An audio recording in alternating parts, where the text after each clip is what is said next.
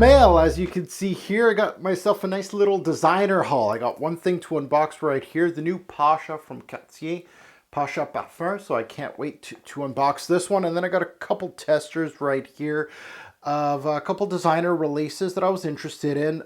All blind buys here, but from my guesstimation, from my research, I think all three of these will be good for the upcoming fall. And obviously this video here is going to kind of show you the gauge on how I feel about all three of these releases. I'm actually excited about all three of these. We'll see what I get coming up next.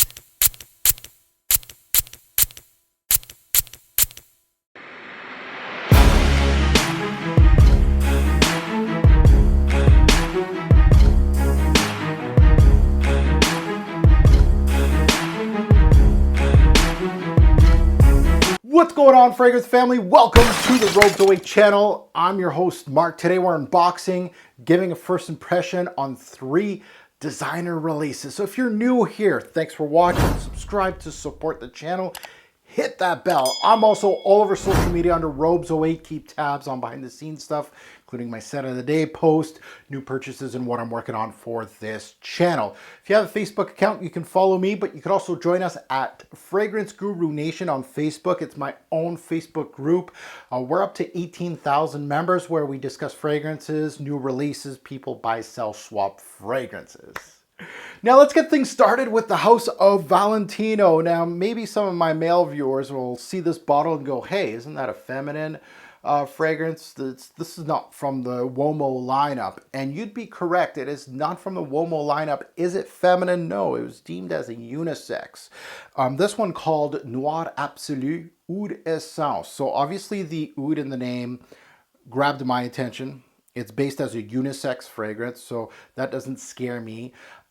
Valentino as a brand, and I like to talk about the background, why I purchased this. Every single fragrance, there's a little backstory. So Valentino here is kind of going through a restructuring of sorts. Their Uomo lineup and their Noir line, which this one is part of, are on the chopping block. It seems like this one and of course the musk essence, so there was two of them. There was an oud and then there was a musk, were both kindly ignored by the YouTube fragrance community. If you start typing in musk essence and oud essence from Valentino, you're not going to see much as far as videos or reviews on these particular fragrances. I feel like reviewers kind of shied away from these, because they were much pricier than the Uomo line and the regular line. Not only that, but maybe they shied away because they thought it was part of the woman's line and not the men's line. So I was always intrigued with both the musk and this one. And I felt like, you know, this month was the time to finally snatch that bottle up before they're all gone. And I wanted to start with the oud and see how decent this fragrance is. And reviews, even written reviews on this particular release, very scarce. So this is a blind buy. There's not much chatter about this release either. So the only thing I know from the background of this release, in particular in the musk, is that these are made for layering. That's what the company says. Again, there's things out there that say Tom Ford private blends are made for layering and things like that, and I just wear them as they are. They're good enough as is. So I've heard some good things about this one, so I really wanted to blind buy it. I got it as obviously a tester, a good price. There's no box for it, obviously. These don't come with a cap anyway. They always came with some of these things. So, you know, this one was going for a higher price, and I got it for, I think it was right under $90 Canadian. So I think that was a pretty good deal depending on the juice inside. So let's crack this one open and let's see what I get. So Oud Essence, honestly, I don't know what to expect. Some of these Valentinos, I do like the Uomo lineup. As far as quality goes, I don't know what to expect really. When they say made for layering, I'm starting to think, oh, this is going to be very thin. But let's delve into it. Let's smell this sucker. Kind of a light spraying. So let's put this one on my nose. Oh man, right off the bat. Oh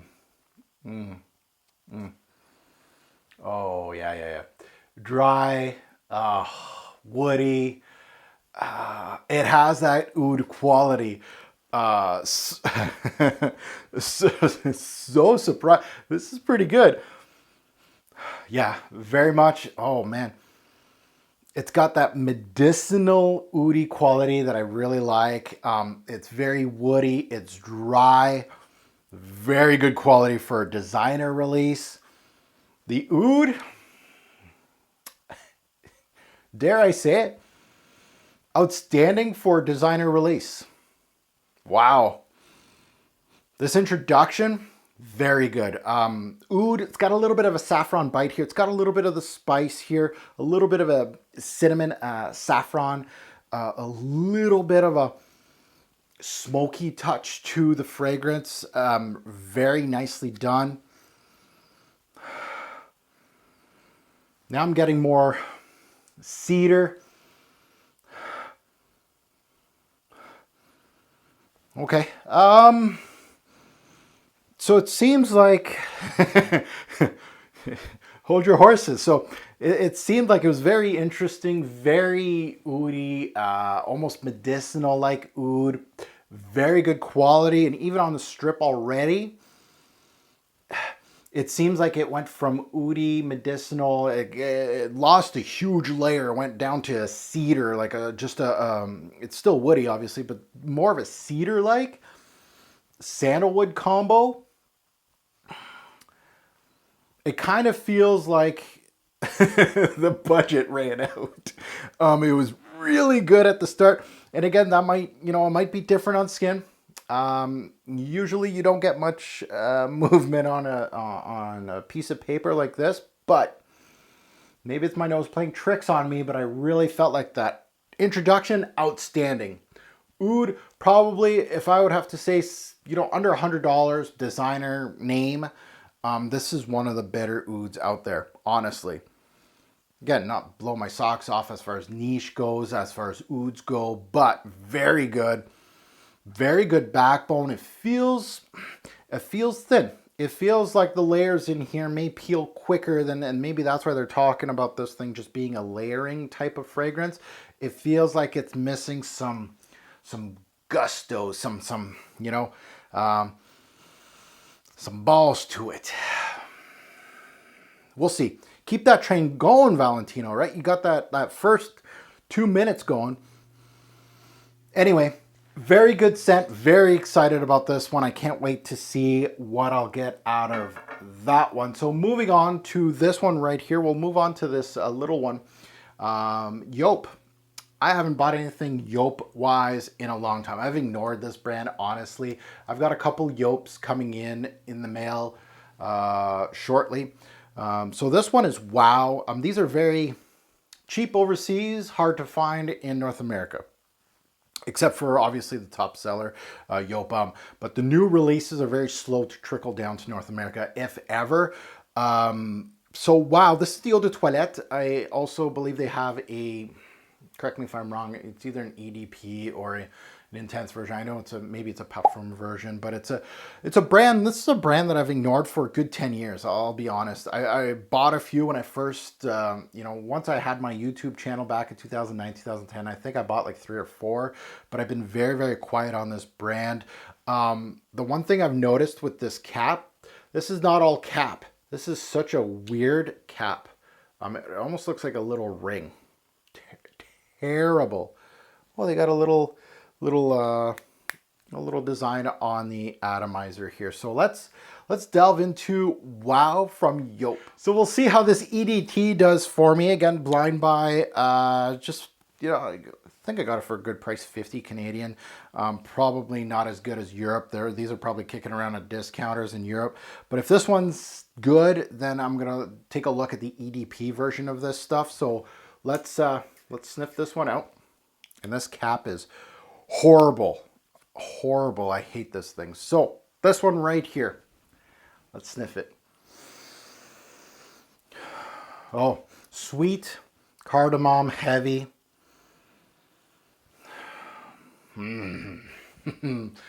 Oh man, these designer brands, they're just piggybacking on that cardamom. Good cardamom note. Very sweet though.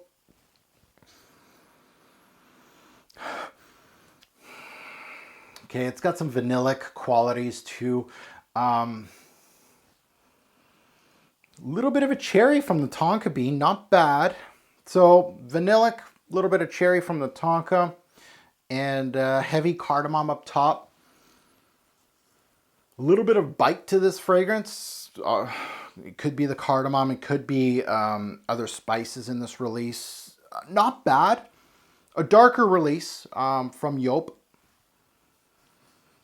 As far as the sweetness, I'd like to tackle this because Joop, everybody talks about Joop in their releases and being very childish. I think this is just good. As far as, I don't think it's childish. I think it's young, and just because of the cardamom and the sweetness in this release. The sweetness isn't overly sweet. Well, I'm not going to say overly sweet. It's got tonka bean and vanilla and cardamom, of very all sweet notes. But yeah, it really is something that won't stand out. I'll be quite honest with all of you out there. Cardamom based, this is cardamom based to me, at least, off this strip. And those are diamond, like I just unboxed the new Le Male Le Parfum. Same DNA, man. It's just piggybacking on it. Yeah, that's exactly what is good these days that people enjoy, that sells, I guess. I can't wait to delve into this one a little more. This is a small bottle, a 2-ounce bottle. So I can't wait to delve into it. I haven't really checked out this brand in a long time, so it's nice to smell something new from them and try them out. But yeah, wow does not wow me, but an okay release from the house. And last but not least, this is Pasha Parfum, a 2019 release, obviously from the house of Cartier. I'll be honest, I've ignored the Pasha lineup from Cartier. I'm a huge Cartier fanboy. I own at least a dozen fragrances, maybe even 2 dozen from the house of Cartier. I'm a huge fan of the Declaration lineup, of course, Roadster lineup, among others. But Pasha, I don't know if it's the bottle design or what, but I felt like maybe the bottle design is old school and I didn't gravitate towards them. I know that the original, I don't even own the original 90s release, I think Pasha was. So this is me dipping my toe into the Pasha world. I am well aware that this thing is more modern. They've kind of jazzed it up a bit. It's kind of like Moustache for Rocha. Where they released a new release in EDP, and it's totally different from the original Moustache. So I might get the Eau de Toilette sometime soon to see what was brought to the table on the Pasha lineup from the house of Cartier. So there's many that love that DNA, and I certainly appreciate my old heads that love that kind of stuff. But this is the new school, and honestly, this guy right here is getting a lot of love in our YouTube community, which is nice to see. I like to see Cartier get some love, and yeah, this bottle's very much old school. It kind of, talking about Moustache, it kind of has the ribbing that Moustache has from Rocha. Weird that I brought that up. No real weight to the cap here. Yeah, the bottle design I feel needs some updating, to be quite honest, but hey, it is what it is. So this one, let's see what I get. And this one, I'm very hopeful of it being the best of the 3 that I just purchased. So let's sniff it out. Pasha de Cartier Parfum. Yeah, that's good. Wow. The first thing that comes to mind is the juice color. It's a very golden, it feels like it has an ambery glow to this release. It really feels like there's a resinous ambery, like benzoin or amber or something like that in this particular release. It's got some woods, it's got a little bit of spice. It's a very interesting opening. It has something in it that I just can't pinpoint, but it very much interests me. It has a balsamic quality to this release. Yeah, very well done. I think this is going to be great for fall off the strip. I feel like cinnamon, definitely a resinous quality. Now, not overly resinous, not overly thick. Very well balanced, smooth even. Very well done. And it has some old school feel to it a little bit, but it has that ambery golden hue, just like the juice in it. Very interesting release from the House of Cartier. I feel like this is, I'm not going to say an underrated release because it's getting a lot of love in the community recently, but I feel like this one over the years, and that's what I look for with releases, is not when I'm a YouTube fragrance reviewer. You know, there's some fragrances that you're just gonna, people are gonna review it just because it's new and then forget about it. You're never gonna see it a year or two later. People aren't gonna be reviewing it, talking about it. It's not gonna make top 10 lists. I'm looking for fragrances that have durability. And this is one of those that I think I'm impressed now, I'm intrigued now, and I want to dive deeper in this release, which means perhaps that it may go for the long run. So Pasha, the Cartier Parfum, a good release. I'm happy with it. Is it the best out of the three? Man, I don't know. That Valentino was... Oh, that Valentino oud, definitely that initial shock. How good the oud was. I'm very intrigued in that one. I would have to say that's the close number one right now, but I feel like that one will fizzle out a little bit, and I feel like this one's probably better made. And that's just my honest opinion. So this one in the long run might win the race, while the Valentino oud has won this battle. And the wow from Joop is okay. It just steals from what's popular today. I wasn't really expecting much from it, but it was good. Do I think I'm going to get the EDP of the WoW?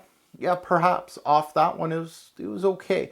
The Valentino, I might even search out the Musk now, off the strength of that one. And Pasha, I feel like getting the EDT just for old time's sake. I'm not expecting Pasha EDT to smell anything like this. I think this is really like what they did with Moustache, with Rocha. So anyway, there's my haul. 3 releases, designer releases. I think I'm happy with this haul. Some pretty solid things here to look at, delve into, and start reviewing. Now that you heard my take, hey, please comment below. Let us know what you think about those 3 releases. If you smelt them, or if you smelt the other ones that I talked about, the Musk Essence, maybe the Wow, maybe other Joop fragrances that have been released in the, around this time. And of course, the Pasha ADT, I'd be really interested in seeing what you guys think about that. As always, a great rapport fragrance will make a lasting impression. Choose your scent wisely. Thanks for watching, YouTube. Have a good